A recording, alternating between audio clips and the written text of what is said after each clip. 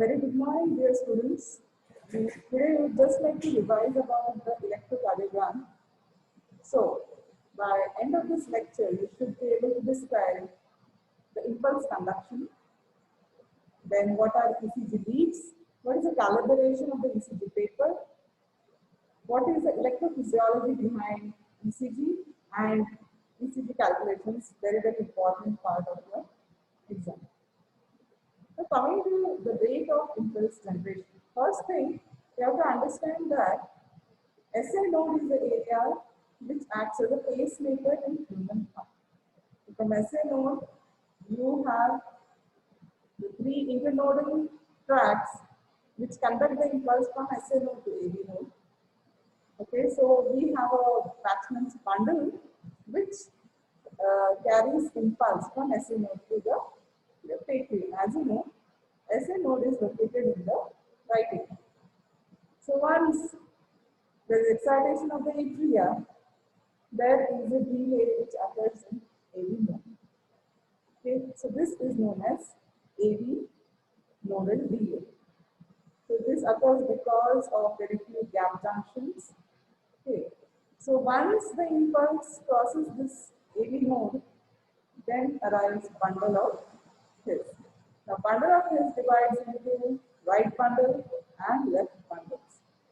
From there, it further divides into Purkinje fibers, which supply the ventricular muscle. So coming to the rate of generation, SA node is 60 to 100 beats per minute. AV node is 45 to 50 beats per minute. Bundle of His is also 45 to 50 beats per minute. Purkinje fibers are 20 to 45 beats per minute, whereas the myocardium can generate impulses at a rate of 15 to 40 beats per minute. So, as SA node generates impulses at the highest speed or the fastest speed, it overrides the other latent pacemakers. That's why SA node is the pacemaker of human heart. And the rhythm, which is developed because of generation of impulse in SA node, is known as sinus rhythm.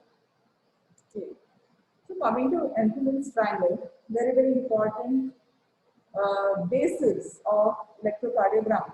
So what forms this Einthoven's triangle? As we know, these are the equilateral triangle. So the right and the left acromion processes and the pubic symphysis, they form the corners of an equilateral triangle with a heart in its center. Now, for convenience, means for the placement of electrodes for recording ECG, we have chosen right arm, and left foot.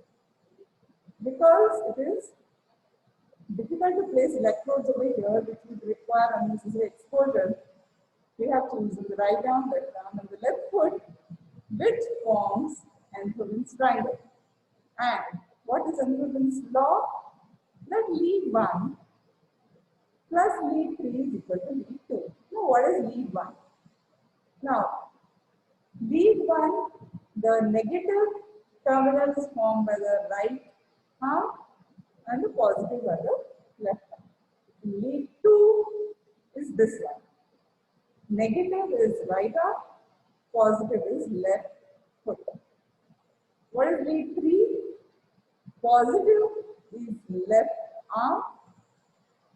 Negative is left arm, whereas positive is left foot. So remember, right arm is always negative, whereas compared to left foot is always positive.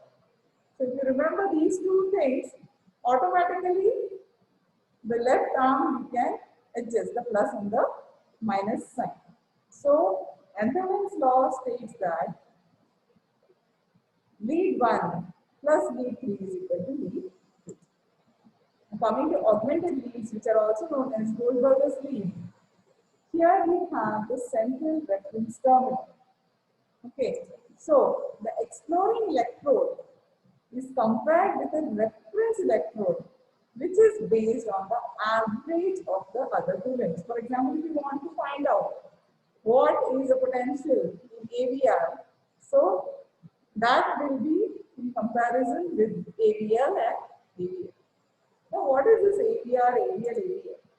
A stands for augmented, V for voltage, right, R is right arm, L is left arm, and F is left foot. Okay. So remember this abbreviation. So again, AVR means left arm and left leg. Compared to average is right arm. The average of right arm and left leg gives you AVL. Okay, that is left arm. Whereas in AVF you see it is right arm and left arm, which is the left leg. So in augmented limb leads, there is another formula, that is potential difference in AVR plus AVL plus AVF is equal to 0. So this is how you should remember. Okay. Now coming to very important calibration of ECG paper. Now our ECG paper is divided, has many horizontal and vertical lines to form grids. Okay, so these are the grids. Now, if you see the standard ECG paper, which has got a speed of 25 millimeters per second.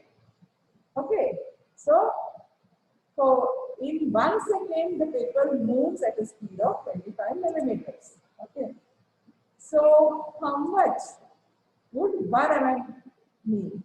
So 1 millimeter would be equal to 1 divided by 25, that is equal to 0.04 seconds. So this one small box is 1 mm, which corresponds to 0.04 seconds. Remember, in a standard ECG lead, where the speed is 25 millimeters per second, one small box, that is, which is equal to 1 millimeter, is equal to 0.04 seconds. And so if you see 10 millimeters, that is 1 centimeter, that will be equal to 0.4 seconds. So if you want to see how much would one big box mean, so one big box means there are 5 small squares. So if you say take 5 small squares, so 5 small squares into 0.04 will be equal to 0.02 seconds. So please remember this thing, don't get confused.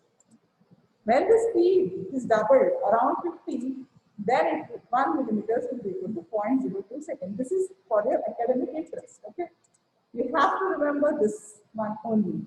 That is, at 25 millimeters per second, 1 millimeter is equal to 0.04 seconds. And when you count for a big box, okay, now if you look at this ECG, these are the big boxes, which are further divided in equally into 5. Okay, so 1, 2, 3, 4, 5 small boxes is equal to 1 big box. Okay, and horizontally. So 5 small squares into 0.4 will give you 0.02 seconds. So horizontal is time and vertical is voltage. Now as we know, our ECG paper has got a wax coating. And when we want to record the ECG, there is a moving stylus which gets heated up. So when the tip gets heated up, it gives this black recorder. And before the start of ECG, we always get a square wave, which gives us the calibration of voltage. So usually in a standardized ECG, we have, one square wave as 1 centimeter or 10 millimeters tall. So this calibration would allow us to calculate what is the amplitude of the waves. Now, to calculate heart rate, we use rule of 300 and rule of 300. And this is possible only for ECG strips with regular rhythm. So before you go for calculation of heart rate, you have to know whether that ECG strip has got regular rhythm or not. Okay. So as per the formula of 300, heart rate is equal to 300 divided by number of big squares between two complexes. And when it comes to rule of 300, it says that heart rate is equal to 1500 divided by number of small squares between two RR complexes. So let us see each one by one. So as per the rule of 300, we would require R complexes which would correspond on the lines. So look at this ECG. Here if you see 1, 2, 3, 4. So these are 4 big boxes. And if you count the number of small squares besides. So 1, here is 2, 3, 4, and this is 5. So as we know, small 5 squares is equal to 1 big box. So 4 plus this 1 big box is equal to 5 large squares. So when you substitute the 5 here, how much would be the heart rate? It would be 300 divided by 5, which is equal to 60 beats per minute. So remember, you can apply rule of 300 or 1500 depending on how much, whether it covers exactly the big boxes or the small boxes. So if it coincides exactly with the big boxes, then the rule of 300 would come into picture. So again, you would see here, this is one big box, this is the second one, this is the third one, this is the fourth one. Now when you count here, it is 1, 2, 3, 4, this is the fifth one. So as we know, 5 small squares is equal to 1 big box. So the number of big squares between two RR complexes is equal to 5. So when you substitute 5 here, we get 60 beats per minute. Okay. Now coming to rule of 1500. As for 1500, the number of small 1500 divided by number of small squares between two complexes will give you the heart rate. Now look at the ECG. Now for convenience, always choose one wave which falls on one thick line. Okay, these are the thin lines. This is the thick line. So you can choose either of them so that the counting becomes easy. So even if you choose this interval or you choose this interval, it is easy to count. You might get confused between these ones, how much it would be. If you choose these RR complexes. So preferably go for a complex which falls on the thick line. So if I choose this one, how much it comes? So start counting. 1, 2, 3. So 3 big boxes means 15 small squares. And there are 2 more here. So 15 plus 2 is 17. So now, so the heart rate will come as 1500 divided by 17, which corresponds to 88 beats per minute. So this is how you can be more accurate and it will be less confusing instead of choosing the complexes which fall on the thinner lines. So always choose the complex which falls on the thick line. So even if you go from here also, see 1, 2, 3. And if you count here, 2 more boxes. So 15 plus 2 is 17. Okay, so this is how you can save your time and you can be accurate in calculation. So this is how you calculate heart rate using the rule of 300. For rhythm, as I told you, before you choose the calculation of heart rate, the rule of 300 or 1500, you have to make sure that your ECG strip is having sinus rhythm. Okay. So with a paper and a pencil, what do? On the paper, you will mark R waves of two consecutive QRS complexes. Okay, here and here. So this is RR interval. Then you have to move the paper across the strip, aligning these two marks for succeeding RR intervals.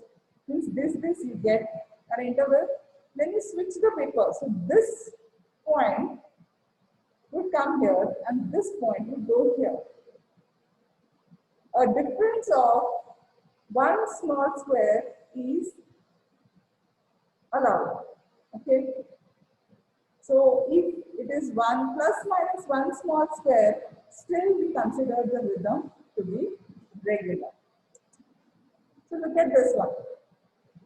Okay, so if you see here, the rhythm is regular. You compare here. See this one, R wave is the second one, this is the third one, this is the fourth one. So all are not equally placed. Okay, so there is a difference in RR interval. It means this is a ECG with irregular rhythm. Okay. So this is a script with regular rhythm, this is a script with irregular rhythm. Now, these are very important exam questions. First, what do P, QRS complex, T and U waves represent? What are the causes of high QRS complexes and what are the causes of low amplitude QRS complexes? So as we know, this is an ECG in link 2. So this is a P wave, this small negative wave is Q wave, big positive deflection is R, and again this small negative one is S, then again a positive deflection T wave, and this is small U wave. So let us see each wave one by one. So as you see here, this ECG, the highlighted box. Okay, so this is the P wave, the red one is the P wave. So the cause is atrial depolarization. Always remember, ECG means it is a record of electrical activity of the heart. So you have to talk in terms of depolarization or repolarization. And the mechanical activity follows the electrical activity. So you cannot say that the P wave is the same as that of atrial systole. After atria gets depolarized, it undergoes contraction. So in exams, you always make this mistake, writing that the P wave corresponds to atrial systole. No. P wave corresponds to atrial depolarization, which is followed by atrial systole. Okay. So don't make this mistake in the exam. So P wave, usually the duration lasts for 0.1 second. If you see the amplitude, it would be 1 or 2 small boxes. So it could be from 0.1 to 0.2 millivolts. So P wave is a guide to the functional activity of the atria. So why P waves are small? Because the muscle mass in the atria is very less as compared to that of ventricle. But if the atria undergoes hypertrophy because of any disease, you might get P waves like this. So here if you see the P waves, they are almost coinciding with 4 small squares. So that is equal to 0.4 millivolts, okay, which is almost half of that of the R wave. So this is a pathological condition, okay, where the atria have undergone hypertrophy, which has resulted in P waves or tall P waves. And in case of atrial fibrillation, the P waves disappear and are replaced by solvent appearing states. Now this highlighted complex is known as QRS complex. If you see the duration, this is almost usually 2 small squares. So duration usually is from 0.08 to 0.1 second. So as you see here, two small squares means 2 into 0.04. One small square is equal to 0.04 seconds. So if there are two boxes, small boxes, it will be 0.04 into 2, that is equal to 0.08 seconds. Okay. So whenever you are drawing ECG also, you have to keep this in mind. Look at P wave, 2 boxes. QRS also 2 boxes. Okay. So if you keep these tips, you can easily draw a ECG wave which is in ratio. Okay. So coming to Q wave, it would be less than 1 box. So the voltage, see, now as we know that the waveforms of QRS complexes differ from beats to beat as well as from V1 to V6. Okay, so the amplitude of the waves come in range, that is Q wave is 0.1 to 0.2 millivolts, R wave usually is 1 millivolt, okay, usually this way.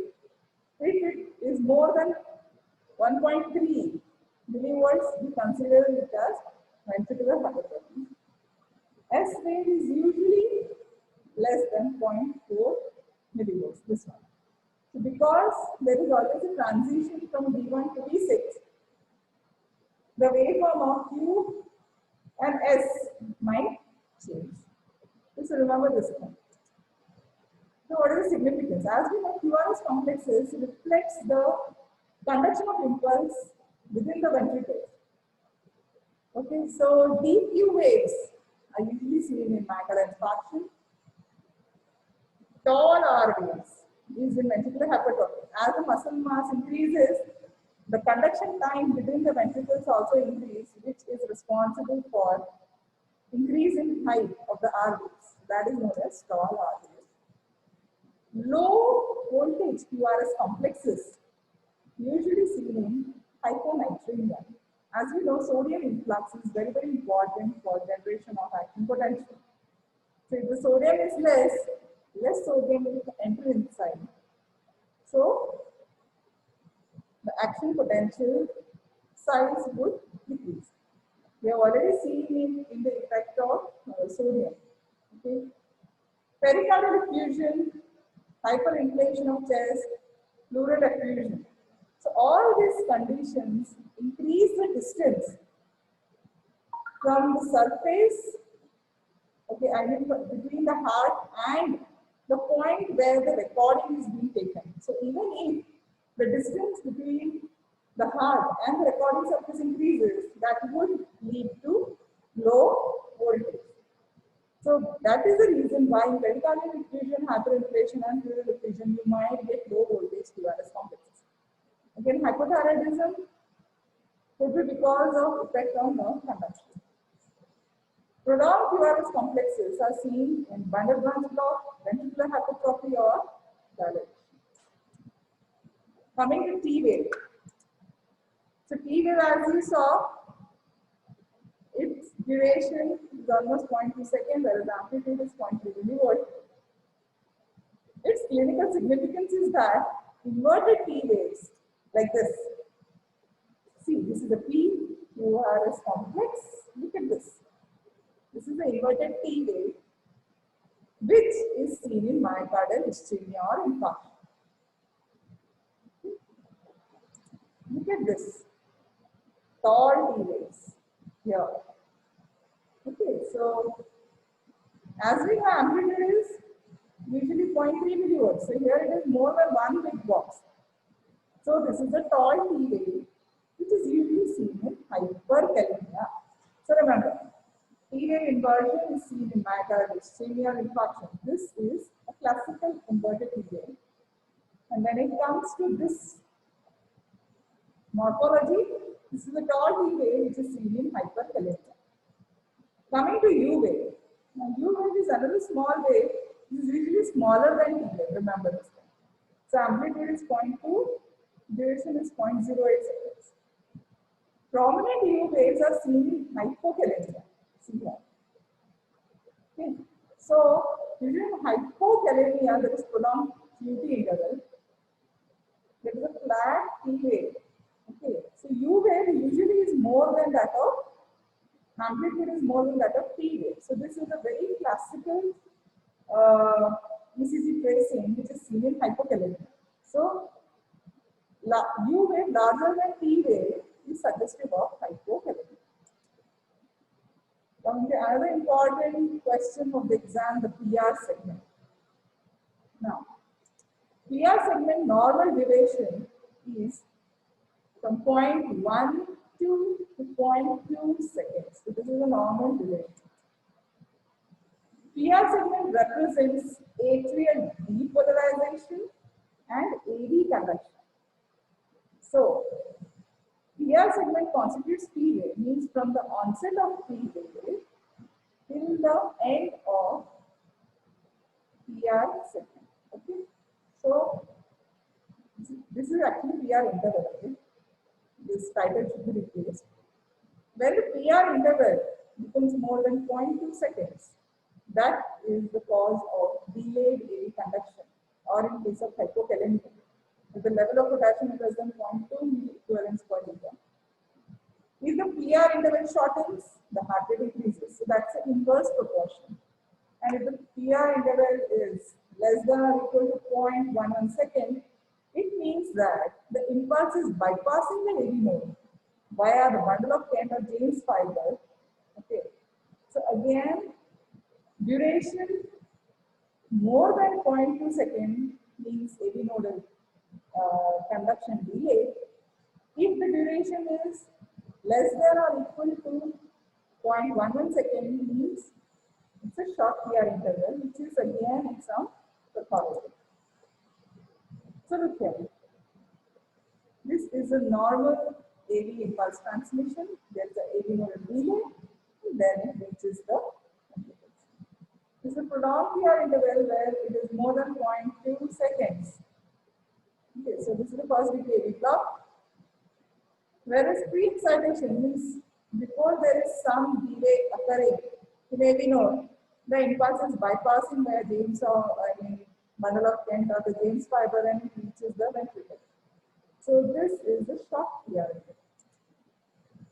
Now coming to QT interval. QT interval comprises of QRS complex, that is from the beginning of the QRS complex till the end of T wave.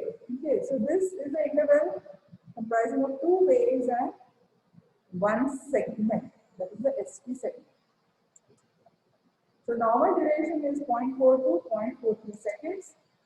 QT interval again is inversely proportional to heart rate, and normally the QT interval should be half of that of preceding R interval. So if there is a prolonged QT interval, it means there is some issue with ventricular repolarization. And this is a dangerous condition because it can result in arrhythmia or ventricular fibrillation and sometimes may result in sudden cardiac arrest.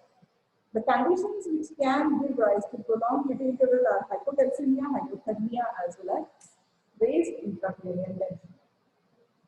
Now, another important thing you should remember is what is isoelectric line. So before start of P wave, there would be a line which is taken as a baseline, isoelectric line. So if you look at PR segment or ST segment, they are usually in line with the isoelectric line. Okay. So this is how we take it as a baseline. Now the normal duration of ST segment is 0.32 seconds. Yeah. This is the baseline. Okay. Take here. Compare this ST. This is elevation. So elevation of ST segment is usually seen in myocardial infarction. Now compare this baseline here. The ST segment is depressed. It usually occurs in acute ischemia or hypokalemia when the levels of potassium are less than 3.2 milliequivalents per liter. Another important durations are RR interval and QT interval. Now, if you see, RR interval is nothing but the interval between 2 consecutive R waves, which corresponds to 1 cardiac cycle. This is usually used for estimation of R, I mean rate and rhythm. Why? Because RR interval, R wave is a peak pointed one. So it is easy. That is, when you compare with the PP, this is an interval between two consecutive P waves. So look at this. So here, it is easy to take R wave. I mean here, why we choose RR interval? Because R wave is a pointed one. So we have a definite point here. Whereas if you compare the P wave, it is a rounded one. So you can land up with one small square here and there. So this is RR interval. Okay. And this is PP interval. Now, in sinus rhythm, RR interval should be equal to PP interval. This is a very, very important thing you should remember. Okay. Now coming to another exam question, calculate the PR interval and the heart rate. So coming to PR interval. Now here you see, start of P wave till the beginning of QRS complex. So this is what we take it as PR interval. So if we count, how many boxes are there? 1, 2, 3, 4, 5. So 5 small squares, that is equal to 1 big square. So here we are not calculating the heart rate. Now remember, 1 small square is equal to 0.04 seconds. So 0.04 seconds into 5 small squares is equal to 0.2 seconds. Now is it normal? Yes. PR interval, normal is 0.12 to 0.2 seconds. So this PR interval is normal. Coming to heart rate. The heart rate here, none of the two are coinciding with the thick lines. So we have to choose one on the thick line. So that is easy to calculate how many small squares are there. We start counting from here. 1, 2, 3, 4. So 4 big squares means 4 into 5 small squares, that is 20. And then you add the small 3 ones. 1, 2, and 3. So 20 plus 3 is 23. Is it clear? Choose a way which is on a thick line so that it is easy for counting. Instead of you count here and there, you might miss something. Here also you can see 1, 2, 3, 4. That is 20. Then here is 2. 1, 2, 22, and here this one, 23. So heart rate over here is given as 1500 divided by 23, which is equal to 65.21. So we take the heart rate as 65 beats per minute. And if you see the rhythm, this way was 23 boxes. This is also 23. So the rhythm is regular. Okay. Is it clear? Coming to calculation in this strip. Now again you see here, it is not corresponding on exactly big boxes. So again we choose a way which is on a thick line. This one. We start counting 1, 2, 3. So 15 big boxes, small squares. That is 3 big boxes, which is equal to 15 small squares, and smaller 2 boxes. That is 15 plus 2, 17. So we get the heart rate as 88. So again, they are equidistant. So rhythm is regular. Coming to this calculation of PR interval in the CCG strip. Now, and another question is comment about the PR interval and interpret about the ECG strip. So now you see here, PR interval means from the start of P wave till the beginning of QRS complex. If you calculate this one, this is one big box, okay, from here to here. So 5 squares, small squares, and 1 more. So 6. You see here again the same thing. Okay, 5 small squares and 1 more, 6. So 6 small squares.